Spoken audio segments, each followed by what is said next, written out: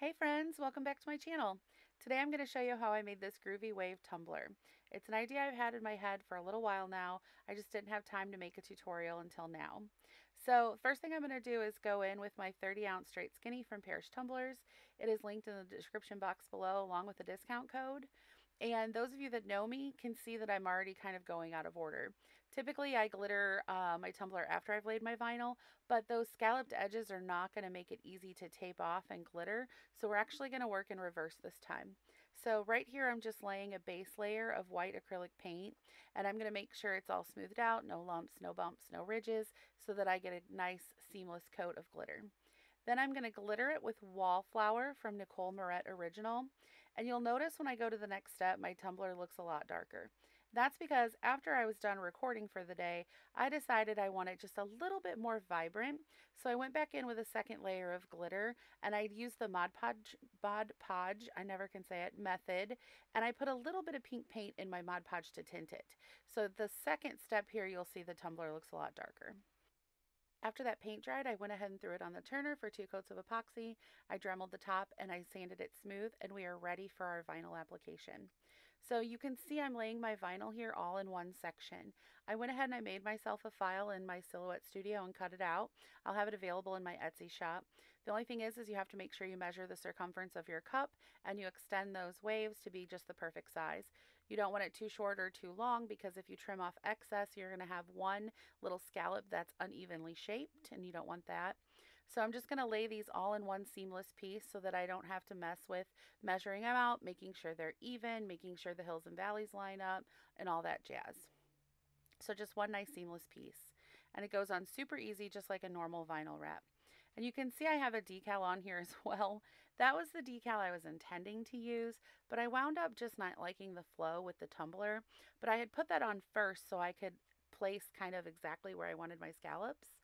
So you'll see me peel it off here in a second, and I'm actually going to cut, there's my thinking fingers. I'm actually going to cut a different one to use for it myself. So I'm just going to peel it off and save it for another project. It's super cute. It's still totally usable. It just wasn't grooving with my waves here on the tumbler. So I'm going to go in now with some striping. When I made myself this scalloped edge file, I made myself some matching stripes to go with it as well. So I will say this does take just a second longer than laying normal striping does, but it's not difficult at all.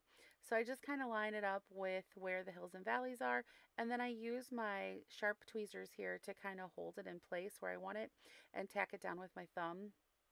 I just want to be careful that I'm not over touching the back of the stripes. We all know how sometimes the detail work doesn't want to lay nicely under epoxy, especially metallic vinyl. It just like really misbehaves.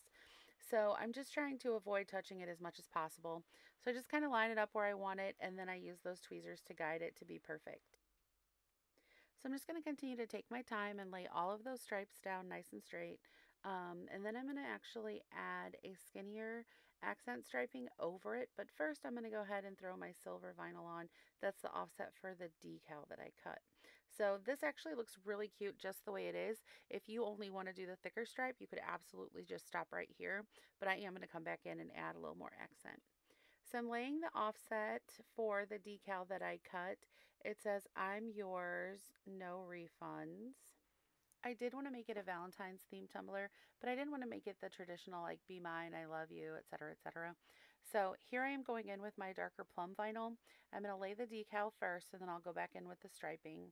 And I will say that this decal had some really like tiny little stars on it, some little tiny moving pieces. So typically I can take off my excess vinyl and weed it, and I just lay it all in one fell swoop. But this one, I just wanted to be a little bit more careful with it because there were just so many tiny parts. So you'll kind of see me, I know I'm a little out of frame, sorry. I'm just picking up those little stars and laying them first, and then I'll go back through and grab chunks of letters at a time. Sometimes I don't lay the entire decal at once because, let's face it, sometimes it doesn't want to cooperate with you. But none of these letters are all that connected except for the no. So you're able to just take a couple at a time if that's what you need to do to get it nice and straight, and just throw those on the tumbler one by one or section by section.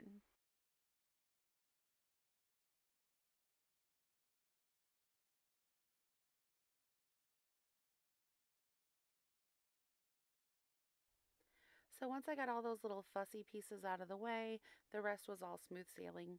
I think I laid my decal down one word at a time, so 3 or 4 little chunks, and I was good to go. Then I'm just going to grab my purple stripes that I had cut out of that same vinyl, and I'll weed it really quickly, and we'll throw those on the tumbler. And again, I'm just going to do the same technique where I take my straight tipped little sharp tweezers, and that helps me hold on to it and kind of get it just lined up where I want it.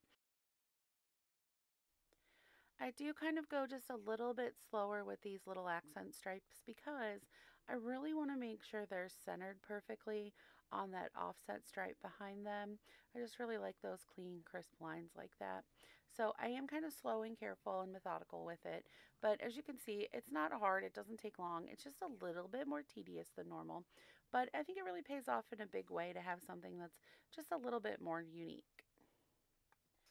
So the file that I'll have linked for my Etsy shop will have the stripes included as well. That way you don't have to figure out how to make your own for that. So you'll get the SVG for the waves themselves for the vinyl and then the 2 stripe sizes. So once I finished my skinny purple striping, the tumbler is actually all complete and ready to be sealed and epoxied. I did go ahead and do a layer of polyacrylic like I normally do to seal in my detail work. I never ever trust vinyl not to pop up on me, so a little bit of polyacrylic is my insurance policy to make sure everybody stays in their assigned seat and everything goes on smoothly. So I'm just going to paint that all over and then let that dry well. It only takes about 15-20 minutes, but do make sure that you let it dry really, really thoroughly because it will turn milky if it's not fully dried under epoxy. You don't want to ruin all your hard work.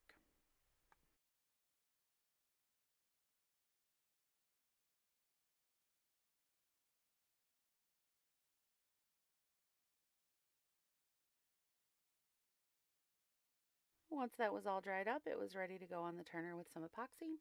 So I went in with 2 coats of Mr. Nola's Speed Dry. Y'all know how much I love me some Mr. Nola's epoxy. So the first coat on this 30-ounce tumbler was 20 milliliters. I popped bubbles really well, and then I set a timer for about 35 minutes, and I came back in with a second coat. Now, if I needed to stop in between and sand my rim, sand my bottom, do any kind of maintenance work like that, I would have gone ahead and let that cure before coming back in later with a second layer.